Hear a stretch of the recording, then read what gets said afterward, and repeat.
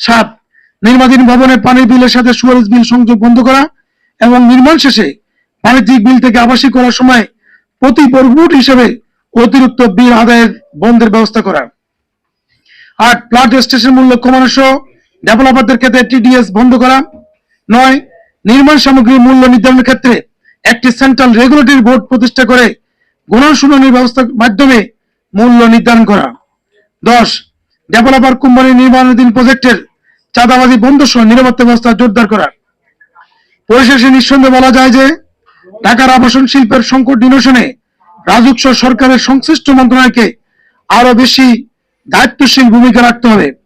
উপস্থিত গোল টেবিলের সম্মানিত প্রধান অতিথি, বিশেষ অতিথিবৃন্দ ও আলোচক বিন্দু, সংকট সমাধানে আরো কি কি পদক্ষেপ নেওয়া যেতে পারে সে বিষয়ে আপনাদের গুরুত্বপূর্ণ পরামর্শ আশা করছি।